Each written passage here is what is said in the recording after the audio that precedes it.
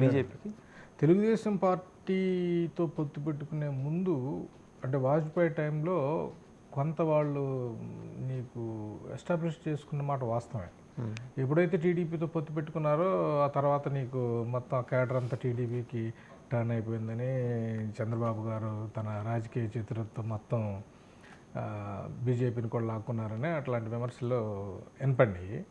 But ఇప్పుడు as of now even చూసుకున్నా కానీ మన పొత్తు వలన మాత్రం బీజేపీనే లాభపడింది మొన్న ఎలక్షన్ 2024లో. కూడా పూర్తిగా లెక్కలు చెప్పేస్తాను సార్. నాకు ఒక 5 నిమిషాలు టైం ఇస్తే అవి కూడా పూర్తిగా లెక్కలు చెప్తాను. వస్తా మీ దగ్గరికి ఇంకా మళ్ళీ ఇంకో రౌండ్ మాట్లాడదాం. అది నీకు అది ఓపెన్ సీక్రెట్ అండ్ డెఫినెట్గా ఏంటంటే బీజేపీ ఎక్కువ లాభపడింది more than any other parties. So అంటే ఇది ఇప్పుడు కరెంట్లీ ఇప్పుడు నా అబ్జర్వేషన్ ఏంటంటే ఒక ఎన్ఆర్ఐ కింద ఎన్ఆర్ఐగా ఈ ఆపర్చునిస్టిక్ పాలిటిక్స్ అయినాయి.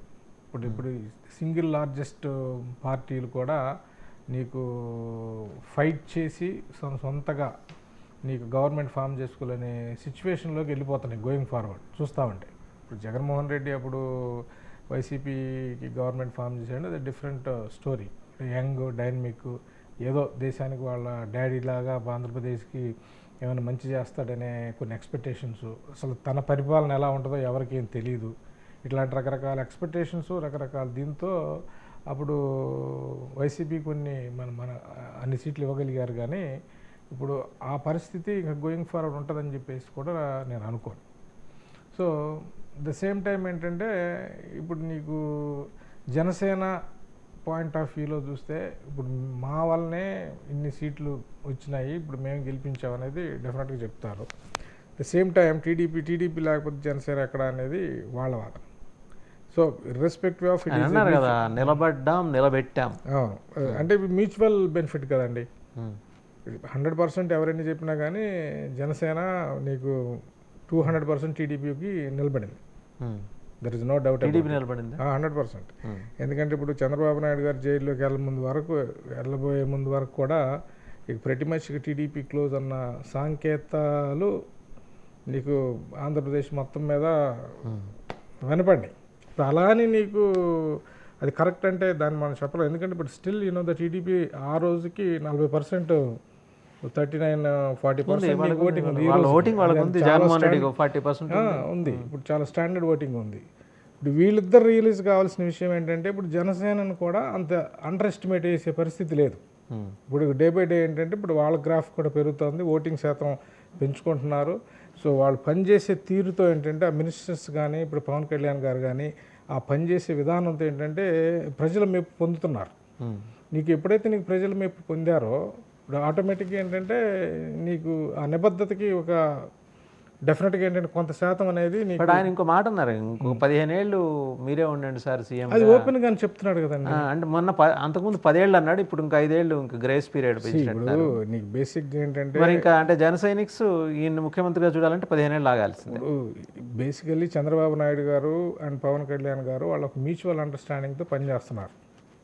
ఆ మ్యూచువల్ అండర్స్టాండింగ్తో పనిచేసినప్పుడు ఇప్పుడు అంత కాన్ఫిడెంట్గా నీకు పబ్లిక్గా నీకు ఇంకొక 5-10 సంవత్సరాలు మినిమం చంద్రబాబు గారు సీఎంగా ఉండే విధంగా మేము సపోర్ట్ చేస్తాం అన్న సంకేతాలు ఇస్తున్నారంటే నీకు ఎంతో అండర్స్టాండింగ్ ఉంటే కానీ అలా జరగదు. ఇక మధ్యలో ఏంటంటే ఇప్పుడు వీళ్ళందరూ సగం తెలిసి సగం తెలియక అంటే ఏదేదో ఊహించుకొని ఏదేదో comment. For example you take పిఠాపురంలో నాగబాబు గారు మాట్లాడింది తీసుకోండి. ఇప్పుడు నాగబాబు గారు అక్కడ పిఠాపురం నియోజకవర్గంలో అక్కడ సభ జరిగింది కాబట్టి ఇప్పుడు ఆయన ఉద్దేశం ఏముందో జనరలైజ్ చేసి నీకు ఆ స్టేట్మెంట్ ఇస్తే ఇచ్చున్నాడేమో.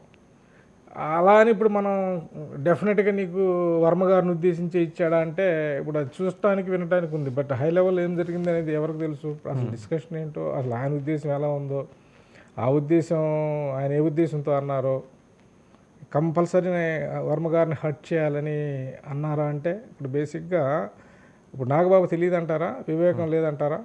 అంటే అంత డైరెక్ట్గా అంటే దానివల్ల చాలా రిప్లికేషన్స్ ఉంటాయని చెప్పేసి ఆలోచన శక్తి లేని వ్యక్తి కాదు కదా. But there might be some reasons. ఇప్పుడు ఎందుకు ఇప్పుడు జనరలైజ్ చేసి అని ఉండొచ్చేమో ఆయన.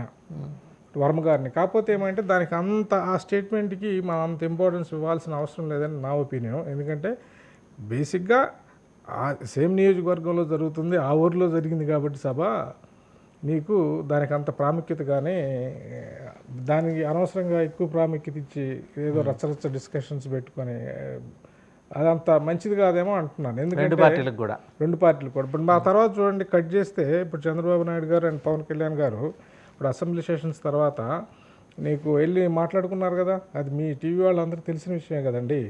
ఇప్పుడు సి అంత స్ట్రాంగ్ ఒపీనియన్ ఆఫ్ ఇంట్రెస్ట్ ఉండి లీడర్స్, మెయిన్ లీడర్స్ అంటే దశ నిర్దేశం చేయవలసినటువంటి మెయిన్ లీడర్స్ ఇద్దరు అంత ఫుల్ అండర్స్టాండింగ్తో వాళ్ళిద్దరికి అండర్స్టాండింగ్ ఉంది, వాళ్ళ పార్టీకి కూడా అండర్స్టాండింగ్ చేయాలి కదా, అలవాటు చేయాలి కదా, అలవాటు చేసే ప్రక్రియని కొంచెం గట్టిగా చేయాలి. రెండు పార్టీల అధినాయకత్వాలు చేయాల్సిన పరిస్థితి, లేకపోతే గందరగోళం కంటిన్యూ అవుతుంది.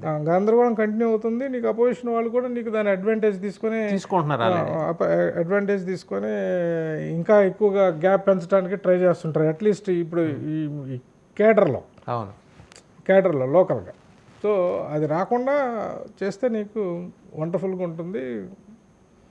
ప్లస్ మొత్తం ఏంటంటే ఇప్పుడు నీకు బాగానే ఈ గవర్నమెంట్ మంచిగా చేస్తేనే ఉద్దేశంతో ఉంది. ఎస్పెషల్లీ మాలాంటి ఎన్ఆర్ఐస్ అందరికీ కూడా ఒక మంచి ప్రామిసింగ్గా కనిపిస్తుంది. రైట్, ఒకసారి మామిడి గిరిధర్ గారి దగ్గరికి వెళ్దాం. గిరిధర్ గారు, మీరు చూసారు కదంటే బీజేపీ చంద్రబాబుని తక్కువ చేసి చూపించే ప్రయత్నం బీజేపీ కానీ, బీజేపీ తరఫున మాట్లాడే మేధావులు కానీ, లేకపోతే బీజేపీ ఇవి ఉంటాయి కదా frontal organisations, Sangh frontal organisations కానీ, వాళ్ళ తరఫున మాట్లాడేవాళ్ళు కానీ ఎంతసేపు ఆయన్ని బిలిటిల్ చేసే ప్రయత్నం చేసుకుంటూ వచ్చాయి అనేది కిరణ్ తుమ్మల గారి అభిప్రాయం.